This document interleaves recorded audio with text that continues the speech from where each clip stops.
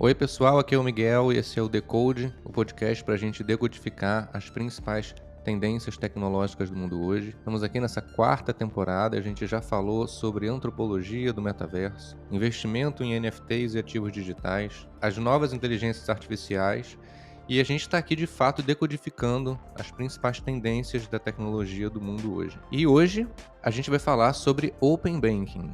Se você gostar do que ouvir, não esquece de seguir, clicar no sininho. Se você está no Spotify, dá 5 estrelas pra gente, isso ajuda a gente a chegar em mais pessoas. E se você gostar muito, seja um patrono do Decode.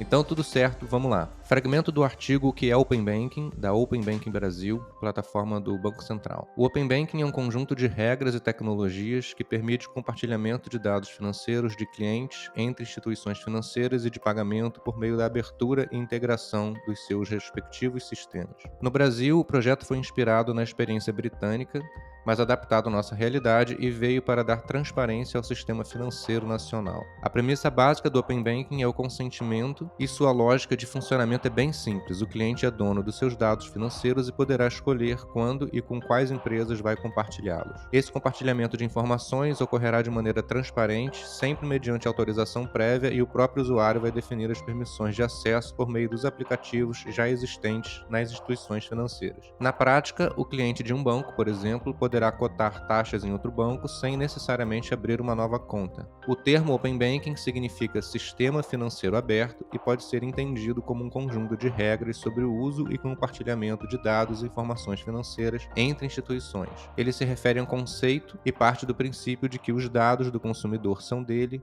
e não do banco ao qual está vinculado. Para conversar sobre esse assunto tão relevante que a gente está vivendo agora no sistema financeiro nacional, a gente convidou a Júlia De Luca.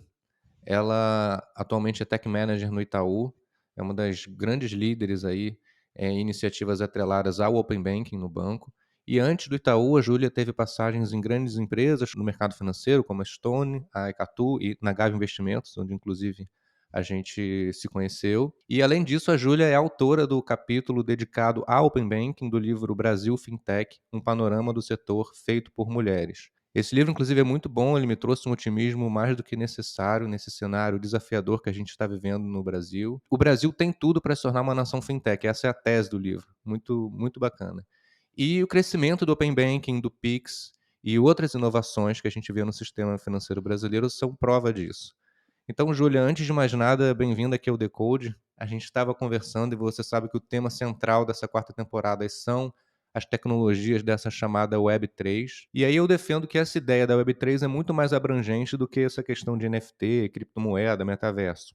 Eu diria até que a gente talvez possa considerar o Open Banking quase como o nome, o desdobramento que a gente está vendo nessa transformação da internet no contexto do sistema financeiro, especialmente o bancário. E aí eu estava olhando em retrospectiva, né, as inovações que a gente viu no sistema financeiro brasileiro, e eu vivi muito isso durante o tempo da Gávea, da Gávea Investimentos. Comecei a trabalhar lá em 2007, com o Armínio tinha acabado de deixar o Banco Central, depois de ter implementado o Plano Real. Em 2017, 10 anos depois, foi quando essa agenda de inovação foi criada pelo Ilan Goldfarb, que também trabalhou na Gávea com o Armínio, na época que eu estava lá. E foram 10 anos aí, né, até a gente criar uma agenda de inovação no Banco Central, e só agora, na gestão do Roberto Campos Neto, que essa agenda de inovação está sendo implementada e a gente está vendo o Pix, Open Finance e outras inovações. As instituições financeiras elas precisam fazer transformações tecnológicas reais nas suas estruturas para permitir mais abertura sem prejudicar a privacidade, que é talvez o grande dilema, quase que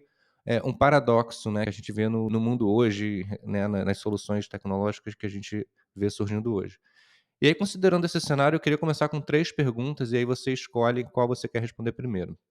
A primeira é: qual é a importância do Open Banking para a modernização do sistema financeiro nacional? A segunda é: quais são as principais barreiras para adesão a esse sistema, a essa tecnologia?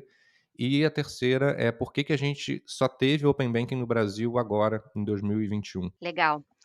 Primeiro, Miguel, eu queria agradecer pelo convite, super legal, estar participando aqui com você. nesse reencontro, né, depois de Gávea. Enfim, sempre gostei muito do assunto de Open Banking, estudei bastante como funcionou na Inglaterra e como que está hoje, então sou uma grande entusiasta do tema. Indo para as suas perguntas, né, para a primeira, é importante a gente ressaltar o que é Open Banking na prática, né. O Open Banking, ele nada mais é do que o consumidor ser dono dos seus dados e das suas informações. Porque o que acontece hoje e sem o Open Banking aqui, assim, só para deixar todo mundo na mesma página, né, tem muito essa questão do que se é Open Banking ou Open Finance. Eu acho que é a mesma coisa, tá. Então apesar de a gente ter gente que está falando que Open Finance é o que abrange seguros e outras coisas e não só APIs de bancos, eu acho que Open Banking já é a nomenclatura como um todo. Então aqui é redundante se eu estou usando Open Finance ou Open Banking. Então o que que é, né? O consumidor como dono dos seus dados. E por que que isso é importante? Acho que ainda mais quando a gente fala de Brasil, assim, a gente tem uma concentração bancária, apesar de que está melhorando com tudo que está acontecendo com o fintech surgindo e neobanks, etc., a gente tem uma concentração bancária importante. E por muito tempo é como se enfim, os bancos e as instituições financeiras ditassem as regras do jogo.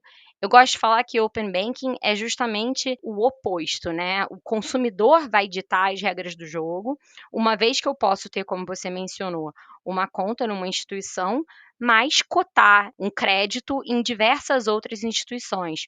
E qual é a consequência disso, né? A consequência é que as taxas ficam mais justas e a competição fica mais transparente. Então, é como se você mudasse o jogo de poder, digamos assim. E no final do dia, a gente sempre escuta todo mundo falando: "Ah, cliente é o centro, cliente que manda", e é isso mesmo, assim, o cliente que tem que ser o centro. Então, na minha concepção, o Open Banking é um conjunto de regras que justamente faz com que o cliente seja o centro. Com isso posto, de fato, se você explicar para qualquer pessoa, é um conceito que vai me beneficiar como consumidor final, então que necessariamente eu deveria, enfim, querer dividir meus dados e querer entender o que é Open Bank e querer participar.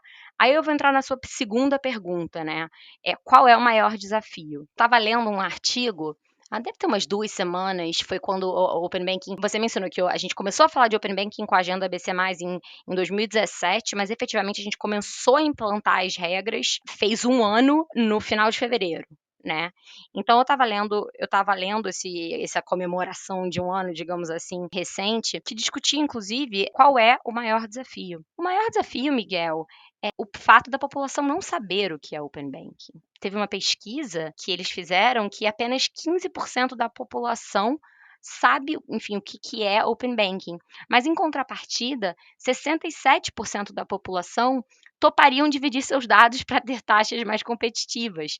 Então, assim, eu acho que o grande empecilho para essa agenda, enfim, fluir e a gente ter com que o Open Banking efetivamente funcione nessas 4 fases, etc., é justamente a educação da população e a população entender o que que é esse conceito e entender, como eu disse anteriormente, que é benéfico para mim como consumidor final. Como se alguns sites, por exemplo, eu vou fazer o login, eu vou criar uma conta e aí eu posso fazer com o Google Sign-On, né, então ele meio que Uhum.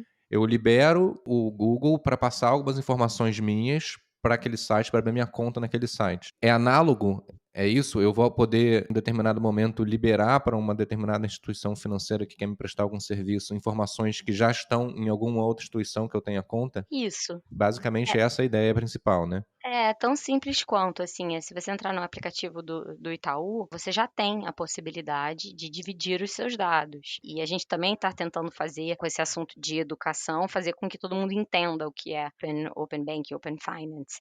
Então, é basicamente isso, né? Ou seja, eu, como correntista do Itaú, no momento que eu habilito lá que os meus dados podem ser divididos, posso, enfim, pegar cotações de outras instituições, porque elas vão ter acesso aos meus dados, então ela vai poder também me dar uma taxa competitiva e condizente ao meu perfil como consumidor de uma instituição financeira. Então é exatamente isso. Mas eu habilito, tem uma opção que nem no Google Drive, por exemplo, eu posso lá botar assim, qualquer pessoa com o link pode acessar, né, e aí meio que fica quase que aberto para quem quiser, ou eu preciso dizer quem exatamente vai ter aquele acesso? Não, você pode falar que qualquer pessoa pode acessar. Qualquer pessoa pode acessar. Isso. Legal.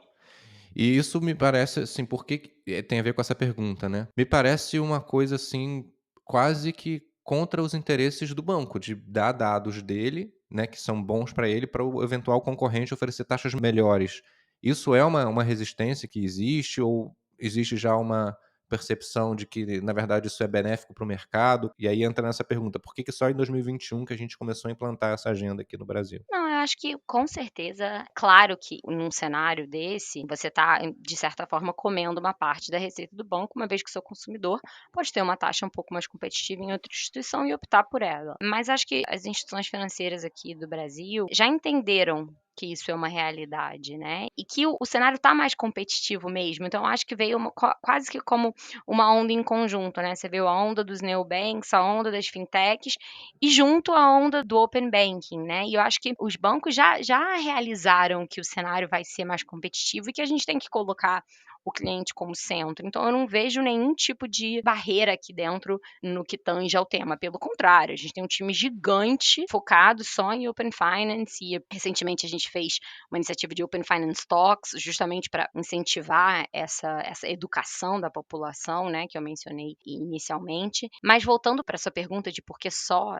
em 2021, eu acho que a pergunta deveria ter sido feita de outra forma, no sentido de que por que só em 2021, mas já em 2021, porque se você olhar para os países e para as regiões que implementaram o Open Banking, são poucos, assim, você não tem essa iniciativa nos Estados Unidos, em outros países da Europa. Você tem, de fato, a Inglaterra foi com a PSD, a PSD2 foi a precursora do tema, mas você não tem em outras regiões. E se você olha, tem até nesse capítulo que vocês mencionaram, que se você olha uma tabela de o que o Open Banking no Brasil possibilita quando comparado às outras regiões, tipo Singapura e a Inglaterra, o nosso é até mais abrangente do que dessas outras regiões. Eu não acho de forma alguma que a gente está atrasado. Eu acho que, muito pelo contrário, eu acho que o Banco Central tem tido uma postura, e isso, enfim, super claro, tem tido uma postura de incentivar a competitividade e de incentivar a inovação, e o Open Banking e suas particularidades e fases é também uma consequência disso. Quando você estava falando do consumidor, né, com a posse e o controle sobre os seus dados, isso também me remeteu à Web3 e toda essa ideia das NFTs, né, porque você passa a poder ser dono de ativos digitais que antes eram das empresas, os posts que você faz nas redes sociais não são seus, são das empresas que têm esses dados. E como é que a gente vai tratar essa questão da propriedade dos dados dentro do contexto bancário, né, do contexto das instituições financeiras? E aí o Open Banking ou Open Finance vem se consolidando aí como o conjunto de tecnologias que essa indústria que não vai deixar, porque existe essa discussão, né, não, que as criptomoedas vão acabar com os bancos. Vários projetos de NFT, de cripto, tem um podcast que chama Bankless, né, então agora a Uhum. gente não precisa mais dos intermediários e tal. E não só a gente precisa, como a gente está atualizando as tecnologias desses intermediários com essas iniciativas de Open Banking e Open Finance. E aí tem uma questão que também é cada vez mais recorrente, que é relacionada à segurança dos dados. No próprio mundo das criptos isso é bem comum, né? A gente tem vários casos de fraude. E, em geral, quem está num ambiente bancário confia muito no banco, né? Como é que os clientes vão ter garantia de que as informações vão continuar seguras uma vez que eles aderem a essas políticas do Open Banking? Como é que vocês tratam isso? Quais são as garantias de que essas trocas de dados não vão gerar nenhum problema para quem está, digamos assim, liberando o acesso a dados sigilosos para outras entidades? Ah, essa questão é super importante, né, e a gente até enfrenta um certo ceticismo de, enfim, gerações mais antigas, digamos assim. Inclusive isso me remeteu até a uma conversa que eu estava tendo com meu pai outro dia, enfim, falando sobre open banking, e ele falou: "Não, eu acho que isso aí vai dar muito problema, porque se hoje em dia", porque a gente passou por aquele golpe do WhatsApp, né, já estão, criando o WhatsApp, pegando e pedindo dinheiro, e já tem gente que transfere, etcétera, imagina com todos os dados abertos por aí e tal. Então essa é de fato uma questão importante. Mas assim, o que eu acho aqui é que, como qualquer inovação e como qualquer coisa que quebra paradigmas, ela enfrenta diferentes dificuldades, né, e a gente, enfim, na era da internet, de descentralização, Web3, etcétera, a dificuldade que esse novo conjunto de regras vai enfrentar é justamente o assunto de data security e dos hackers e etcétera, que aí entra muito também o assunto de cripto, né, de segurança do sistema como um todo, e tanto como você falou, descentralização, você não ter um órgão que regula, acaba que, enfim, talvez você perca seu dinheiro e etcétera. Tangibilizando isso tudo, eu acho que as instituições, elas vão ter que investir ainda mais no assunto de segurança de dados, mas assim, não tô aqui para falar que não vai acontecer, assim, vai acontecer e você tem muita gente que não é tão, good-hearted, digamos assim, e que vão querer usar isso de uma forma que a gente não tá esperando, mas eu acho que, de novo, é uma consequência de qualquer conjunto de regras, iniciativas, etcétera, que quebram paradigmas, que na minha concepção é o caso do open banking. Uhum.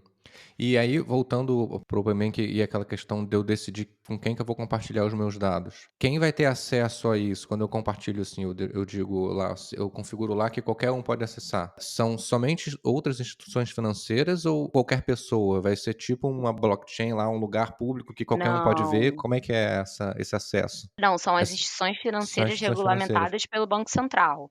E aí você Tá. você está falando tanto de IFs, né, e agora falando um pouco de regras de Banco Central, você está falando tanto de IFs, instituições financeiras, quanto as instituições de pagamento, né, que também são reguladas pelo Entendi. Banco Central, como as SCDs, sociedades de crédito, que também já surgiram, mas assim, elas têm que estar no âmbito do Banco Central, então não é como se tivesse livre, free for all para todo mundo. Mas mesmo assim, a gente ainda consegue enfrentar esse problema de data security, porque, enfim, a gente viu, recentemente, acho que foi em maio do ano passado, que teve um super data breach, a gente no Facebook, que todos os dados foram, enfim, todo mundo conseguiu roubar todos os dados de vários usuários, etcétera. A gente vê isso com frequência, assim. Então, assim, claro, você vai liberar seus dados em um ambiente controlado, digamos assim, mas a gente ainda continua passando por esse risco de algum breach de security. E de qualquer forma é só acesso aos dados, a pessoa não, ninguém pode tomar nenhuma ação por você, ao contrário, por Não, exemplo, das soluções de cripto, por exemplo. exatamente. A indústria está aderindo a isso e a gente estava falando dos principais desafios. Você falou Uhum. sobre o desafio que não é tecnológico, né, que é mais em relação a educar a população em relação ao Open Finance. Mas do ponto de vista das instituições, hoje não tem nenhum grande desafio tecnológico envolvido, nenhuma barreira além dessa barreira educacional, do ponto de vista Não, com técnico. certeza tem, assim, do ponto de vista de assim, a resposta mais óbvia para sua pergunta lá atrás é justamente, tecnologia e instituições financeiras de 100 anos de idade, como é o caso do Itaú. Essa é a resposta mais óbvia, mas eu gosto da resposta que eu dei, porque não adianta nada a gente passar pela barreira da tecnologia se a população não sabe o que que é, né. Então acho que as 2 coisas são importantes. Mas sim, e aqui a gente está falando de quando a gente está falando de instituições antigas, de um sistema legado que é muito grande e importante, né. E quando a gente fala em sistema legado, e aí indo um pouco para o techniquez aqui, né, em sistema legado e lá atrás, a turma desenvolvia tudo em monolito, etcétera, versus um mundo de APIs, que é como o open banking se provê a ter a solução, né. Como que você vai ver numa mesma interface as ofertas de outras instituições financeiras? É porque vai ter uma API dessa outra instituição financeira que vai dar esse dado para mim. E isso é um desafio por definição, né, porque todas as instituições mais antigas a gente tem um sistema legado e a gente, em paralelo, desenvolve de forma mais atual, com APIs, etcétera, né. Então, assim, esse desafio é com certeza super relevante para as instituições financeiras mais antigas, menos para as mais novas que já conseguem nascer em D0, API first, etcétera. Então, assim, existe sim esse desafio e a propósito, assim, é exatamente a razão pela qual atrasou tanto na Inglaterra. Na Inglaterra, os sistemas talvez fossem até mais antigos do que no Brasil, né. Exato, exato. E atrasou tanto na Inglaterra, também acho que faltou um pouco de goodwill das instituições financeiras de fazer com Uhum. que o negócio andasse, né. E lá a barreira técnica foi gigante. E aqui Uhum. também é um desafio, mas de novo, não adianta nada todas as instituições evoluírem tecnicamente se a população não sabe o que é, então, portanto, não consegue conceder, os dados e, portanto, não conseguem as melhores taxas para, enfim, para a população, né. Esses sistemas mais antigos, que são sistemas bastante robustos até, em termos de funcionamento, por isso que rodam até hoje. Eu lembro que na própria Gávea a gente usava sistemas assim bem antigos. Eles não foram construídos pensando em se comunicar com outros sistemas. Quando a gente fala monolito é isso, eles foram desenvolvidos para não existir internet ainda, né? Eles Uhum, foram construídos para rodar ali localmente num determinado servidor ou numa determinada rede fechada. O paradigma é exatamente esse, a gente começou a desenvolver sistemas e softwares com APIs, que são justamente interfaces para que programas consigam se comunicar, esse é o significado da sigla, né, Application Program Interface. uhum. Então são interfaces para programas se comunicar. A questão é essa, como é que a gente faz esses sistemas que não foram pensados para se comunicarem com outros sistemas conseguirem se comunicar. E aí nós vamos criando layers, né, camadas de desenvolvimento, sem necessariamente substituir aquele mainframe, aquele primeiro sistema escrito em uma linguagem de programação mais antiga, que às vezes você não consegue nem achar profissional para alterar aquilo, né? Eu imagino que esse seja um desafio grande para as equipes de tecnologia. Do ponto de vista do consumidor final, o principal benefício que ele tem, então, ao aderir a isso é, tipo assim, eu aderi e aí eu vou começar a receber propaganda oferecendo melhores taxas. O principal benefício para mim é esse, de receber menores taxas, ou tem algum outro tipo de benefício não tão óbvio que surge a partir daí? Não, acho que os desdobramentos são vários, né, eu acho que o mais óbvio é você receber melhores taxas e, como consequência, enfim, ter uma relação mais transparente com as instituições financeiras, mas você também pode pensar no âmbito de investimento, você pode pensar no âmbito de seguro, você pode pensar no âmbito de previdência. Então, assim, acho que não é só, assim, sei lá, se eu quero um crédito, a taxa vai ser melhor, né. É você pensando em vários produtos financeiros. Então, acho que não para por aí. E se tudo der certo e o Banco Central continuar com essa agenda super pró-inovação, como foi o caso do Pix, e agora estão falando de um token do Banco Central, etcétera, sim, acho que isso é só o começo, e espero que seja, né, e a gente veja diversas outras vantagens olhando para frente. Você estava falando logo ali na primeira pergunta sobre esses 2 termos, né, Open Banking, depois Open Finance, né. E o Open Finance ele, se eu não me engano, entrou esse termo aparece ali na quarta fase do projeto Open Banking Brasil, que é meio que como se fosse primeiro o Open Banking, depois o Open Finance, né. Essa foi a impressão que pareceu quando eu estava lendo sobre isso. E eu queria entender melhor por que surgiu essa expressão Open Finance e o qual que vai pegar, vai ser Open Finance ou Open Banking e por quê? Não, então, é como se Open Finance fosse o guarda-chuva maior. Isso foi como o Banco Central definiu, né, acho que quando você olha para outras regiões, como Inglaterra, Singapura, Japão, etcétera, quando você fala de Open Banking é Open Finance, porque seria qualquer coisa em sistema aberto, mas o que aconteceu foi que o Banco Central definiu dessa forma, porque chegando na quarta fase, a gente também recentemente, enfim, foi super falado do tal do Open Insurance, né. Aí se a gente for ter um Open para qualquer coisa, vamos colocar tudo que é o Open Finance, né. Então dentro do Open Finance você tem o Open Insurance e as novas regulamentações da SUSEP, você tem o Open Banking, e imagino que você possa ter outros aspectos da relação financeira entre o consumidor e as instituições também abertas. Então acho que também foi uma forma de facilitar o que está por vir, entendeu. Mas é correto você usar também o Open Banking como o Open Finance, né, o aberto para tudo. Tem alguma relação entre Pix e Open Banking ou as 2 coisas correm totalmente em paralelo ou uma coisa pode acelerar a adesão da outra? Como é que tá a visão de vocês? Porque o Pix foi, tipo, um super sucesso, né. Super. Como é que vocês estão vendo essa inovação do Pix em relação a outras potenciais? A gente estava até falando sobre vir novas, como é que está sendo o Pix para vocês? Não, eu acho que o Pix, assim, é o que você falou, foi um sucesso absoluto. Estava lendo um dado que no último trimestre do ano passado foi a primeira vez que as transações de Pix em relação a montante excederam as diferentes modalidades de cartão. E aí eu estou falando de cartão de débito e cartão de crédito, que é, assim, bizarro, né? Realmente todo mundo está aderindo ao Pix. Ele não é open banking por definição, mas ele faz parte.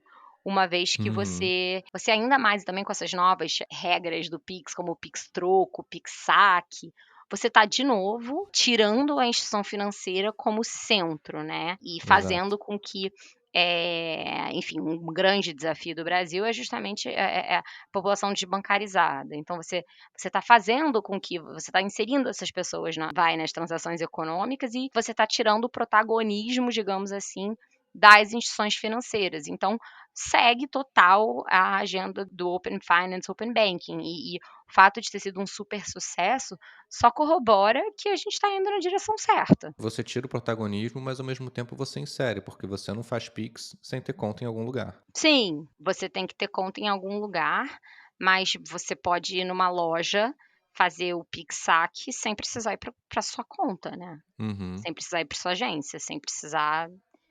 Então, uhum. concordo, acho que é um pouco dos dois, né? E a gente estava falando sobre o Brasil nesse contexto mais global, né, em relação a como é que os outros países estavam. Antes de fazer um paralelo com outros países, eu queria saber como é que o Brasil, eu estou morando em Lisboa já vai fazer 2 anos, e aí morando aqui, o Portugal é o oposto do Brasil nesse sentido, né, ou seja, tudo aqui é pensado para fora, né, é raro o caso de você ter uma empresa, um negócio que nasce para o mercado aqui em Portugal, o primeiro cliente vai ser aqui, geralmente não é.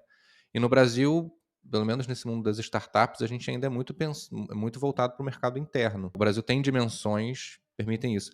Como é que é o Open Banking para isso? Eu posso, por exemplo, uma empresa de fora acessar os meus dados dentro do Brasil? Existe alguma integração num nível mais global em relação ao Open Banking ou ainda está totalmente concentrado para instituições no Brasil?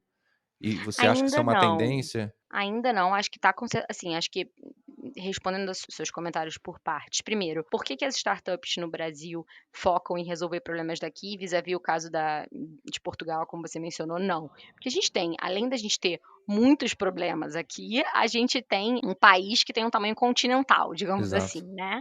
É. Então, assim, natural as empresas nascerem aqui e focarem em resolver problemas daqui. Então, esse é o Uhum. primeiro ponto. O segundo, olhando no âmbito global, e aí também quando a gente fala de blockchain, etc., eu acho que, mas isso eu acho que é mais longo prazo, né? Eu acho que eventualmente a ideia é integrar tudo e você não ter que pagar enfim, um IOF absurdo para fazer transação lá fora ou etc, né?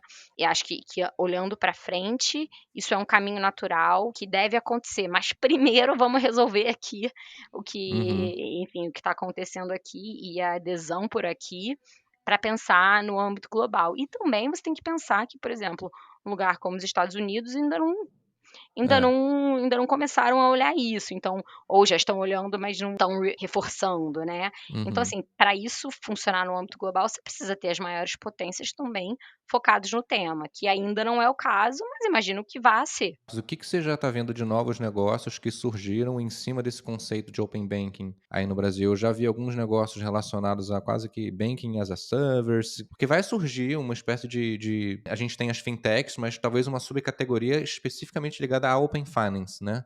O que que você está mais acompanhando aí de destaque em relação a esses novos Com negócios? certeza, assim, com certeza, isso já tem surgido, né.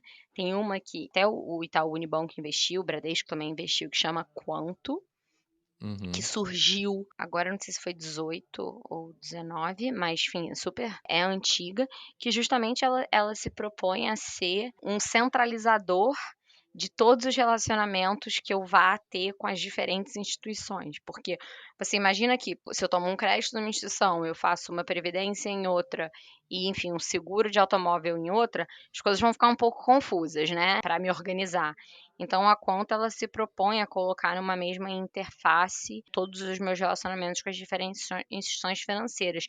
E nesse sentido a gente já está vendo e vai ver surgir startups que resolvam esse problema. Tô tentando me lembrar uma que eu até mencionei na minha newsletter da América Latina, que acho que era colombiana, que era focada em open bank também, que acabou de levantar um montante expressivo, mas agora me fugiu o nome. Mas enfim, tudo isso para falar que sim, acho que vai ter. Já está tendo uma subcategoria de empresas que são focadas em open banking. é Belvo, talvez seja Belvo. Pode ser a Belvo. Então eu acho que sim. A gente já tem essa subcategoria e a tendência é que a gente venha a ter muito mais. Isso é um problema clássico, assim, da época de Gávea a gente já tinha esse problema, né, que é, eu tenho conta em vários corretores e quero ter uma visão consolidada da minha carteira. Isso é um problema clássico que a gente também já tem algumas empresas, com um open banking explorando isso. Para a empresa também isso vai ser muito bom, empresa que faz vários tipos de crédito, ela pode comparar o tipo de crédito, né, fazer uma análise. A área financeira tem muito mais dados para fazer análise também. Acho que isso é muito legal, porque de fato cria uma novas possibilidades, né. A regulamentação, que muitas vezes é vista como algo ruim, está na verdade ajudando a criar novas possibilidades dentro de uma indústria super tradicional e antiga, como a indústria bancária. E aí, voltando para aquela discussão da visão do Brasil nesse contexto mais global, concordo com você, eu acho que a gente é muito mais avançado nessa área financeira, né, e do que em outras, em comparação com outros países também, desde o cartão de crédito, o Pix, a gente ter superado aquele momento hiperinflacionário. E eu queria, você falou um pouco de Inglaterra, de Singapura, eu queria ouvir um pouco como é que foi essa experiência do open banking nesses outros países, como é que foi a adesão da população, como já começaram a fazer isso há mais tempo, talvez a gente consiga tentar projetar o que pode acontecer aqui a partir das experiências que já aconteceram em outros países. Quais são, além dos Estados Unidos e de Singapura, os outros países, você falou do Japão também, e que tem uma cultura talvez de poupança ou de relação com o dinheiro muito diferente da cultura no Brasil, né? Mas o que você acha que a gente vai se inspirar de melhor nessas outras experiências e quais têm sido para você as mais interessantes de observar? A que eu mais sei, a que eu mais estudo é justamente a da Inglaterra, que Uhum. não é um baita exemplo para a gente seguir, justamente por todos os atrasos que deram. Mas é um case E de sucesso? Eles consideram que a experiência na Inglaterra foi um case de sucesso lá? sim, consideram. E eles consideram por causa da adesão das pessoas? Qual é o fator que leva eles a considerarem o Por causa sucesso? da adesão das pessoas e porque as instituições estão efetivamente caminhando Uhum, para comply com todas as regras que eles pularam. Do ponto de vista de como as instituições financeiras estão, aí eu estou falando das mais antigas, estabilizadas, etc., do Brasil versus a Inglaterra, eu diria que a gente está, enfim, quase que no mesmo nível, quando comparada a elas. Então acho que a gente está indo super bem. As demais regiões, eu confesso que eu não tenho muita profundidade para traçar um paralelo. O que eu sempre leio é que o Brasil está sendo pioneiro, assim, quando você conversa com fundos de venture capital, esses grandes, que só olham fintechs, um QED da vida, um A16Z, que olha para outras coisas, mas também foca em fintech.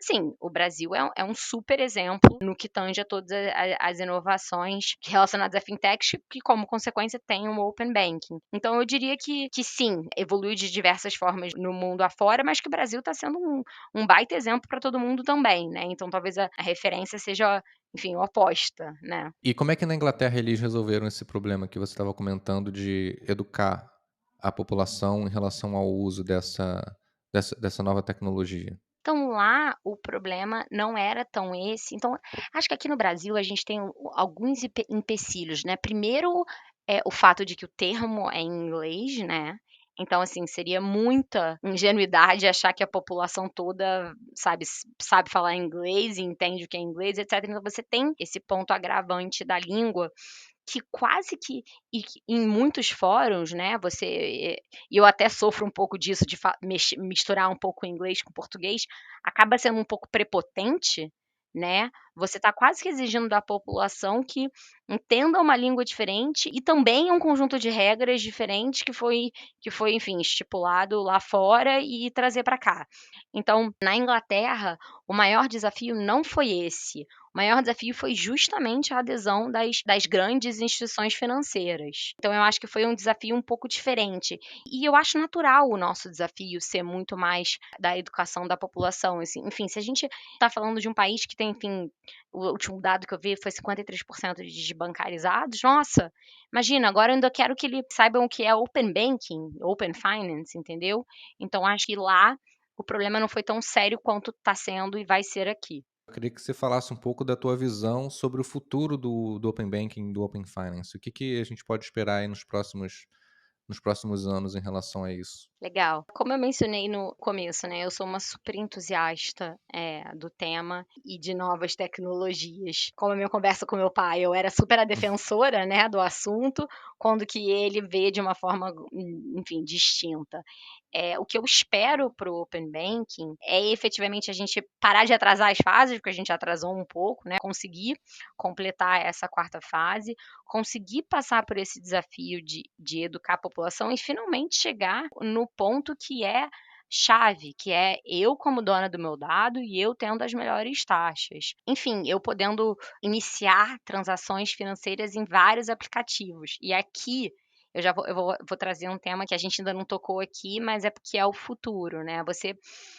Você poder, enfim, dentro de uma conta do iFood, ou enfim, do Rappi, em vez de pagar num cartão, você clicar um botão que aquilo deduz da sua conta bancária, seja qual for onde está a sua conta e o seu relacionamento com a instituição financeira. Então, acho que no final do dia, o futuro do Open Banking é reduzir a fricção e otimizar o nosso tempo e otimizar o nosso dinheiro no final do dia também, né. Eu acho que ainda demora para, enfim, todo mundo entender o que está acontecendo. Eu acho que se eu perguntar aqui no banco, assim: "Que é Open Bank?", gritar aqui na sala, assim, não sei se todo mundo vai saber o que é Uhum, não. E olha que eu estou falando de um ambiente controlado, de um banco, instituição uhum, financeira na Faria Lima, entendeu. uhum, Então, assim, acho que não vai ser fácil, mas se tudo der certo e que tem como dar, eu espero que a gente chegue lá e que eventualmente tudo possa ser feito com menos fricção, assim, quem imaginar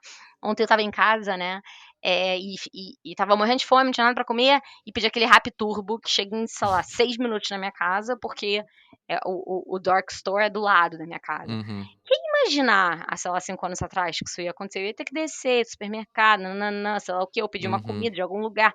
Então, assim, uhum, acho que tem como tudo continuar evoluindo super rápido e a nossa vida ficar cada vez mais simples, que no uhum. final do dia é um pouco do que o Open Banking traz pra gente também. Você estava falando, eu fui pensando porque a gente estava falando, né, os bancos, muita concentração, ou seja, são poucos e grandes bancos, mas a gente olhar cartão de crédito, por exemplo, sei lá, são 2, né, Visa e Mastercard. E não é no Brasil, não é num país, é no mundo. E o que você está falando me parece que, assim, as pessoas vão ter cartão de crédito para quê? Daqui a 5 anos. O que vai acontecer com a Visa e com a Mastercard, que hoje são, sei lá, as donas do será que vai virar Kodak? Qual é a tua Acho que o que elas que eles vão estão fazer? estão correndo atrás, né, você vê vários investimentos em inovação, iniciativa de CVCs, né, Corporate Venture Capitals, investindo em diversas startups, mas é isso, né, assim, enfim, quando eu trabalhava na Estônia, a gente analisava um gráfico super interessante que era o take rate, né, do business de adquirência, que ele tende a zero. E por que ele tende a zero? Uhum, Porque o cartão não é para existir, né, acho que, enfim, é pra gente fazer e o Pix tá aí para mostrar isso. Assim, beleza, vai falar que putz, por causa das milhas? Sério? Tipo, é, coloca isso em qualquer outro produto financeiro que eu use, né. na conta que seja, né, enfim. Exato. Então, É. assim, nada contra a Visa e a Master, mas eu acho que é um dying business sim. Uhum. Mas eu também acho que as empresas estão se posicionando para esse tema, para fazer com que elas não morram, né. Vamos ver se vão virar as Kodaks do futuro ou se vão virar as IBMs. Continuam ali, mas ninguém sabe, mas continua grandão. É verdade. Bom, Júlia, obrigado aí pelo papo. Conseguimos aqui, ó, a produção vai ficar feliz. Foi menos de 50 minutos. Pessoal, bom que você ouviu a gente até aqui. Júlia, pessoal, eu acompanho a newsletter da Júlia. Ela faz ali os destaques do que acontece de mais importante, não só no mundo das fintechs, mas até das startups de uma maneira geral. Fez uma cobertura muito legal do SXSW esse ano. Se o pessoal que está ouvindo aqui quiser ouvir mais você, acompanhar você, onde é que eles te acham? Essa newsletter é no Substack, né, então é basicamente juliadeluca.substack.com.